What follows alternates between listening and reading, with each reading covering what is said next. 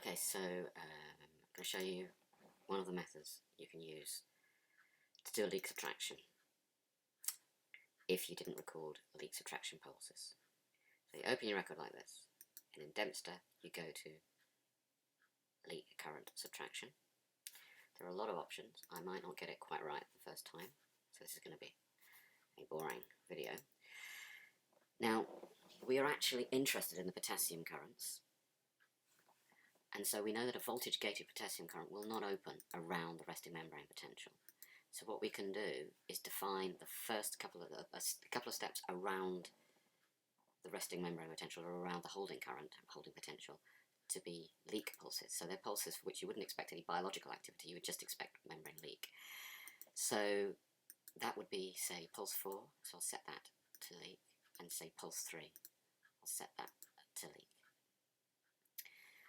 Now I'm going to move this holding thing just in a little bit, because I'm concerned that it might pick up some sort of artifact if it's too close at the beginning.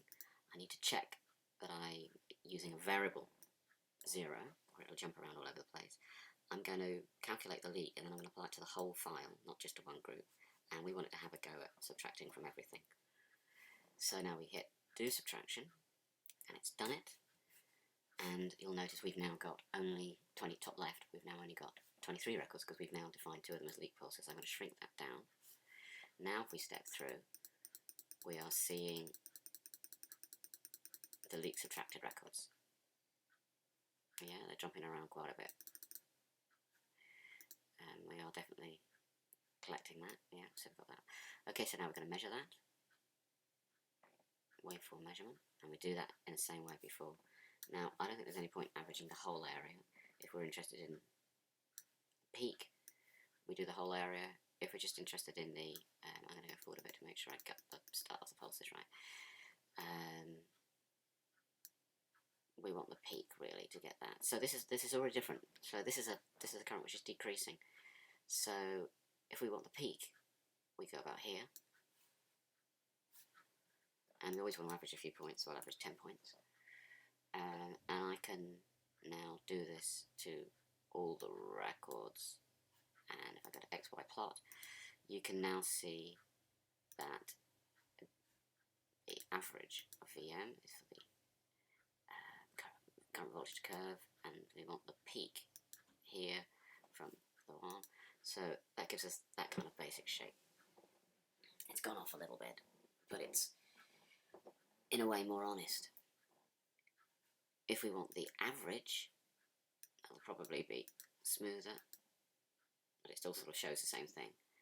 So that's got you the early phase, and sometimes that would be called IT as the transient phase, or II as the early phase. If you're interested in the end phase, then you move that cursor down there, and then sure enough, you take the average of that lot. And if you take the average of that lot, which is what this is set up for, do a new plot, you're just seeing the end. So the leak subtraction hasn't worked terribly well with that, because you've got this big dip down here. So it's worked somewhat. And you can fiddle around, see if you can get it a little bit better. So I'll have another go with the leak subtraction. I'll actually make this a slightly bigger area, and I'll start it earlier. It's too big. Too late anyway.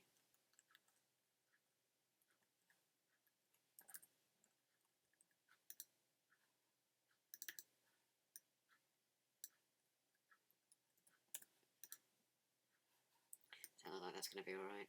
Yeah, that looks like that's going to be alright. Dempster does this thing of slipping a little bit off the screen, so you just give a little click of the windows, get it back. And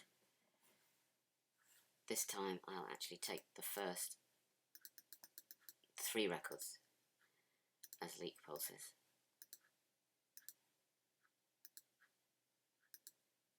And that 4th one. So all the inward, all the downward ones are now considered leak pulses. So I've got that curve now.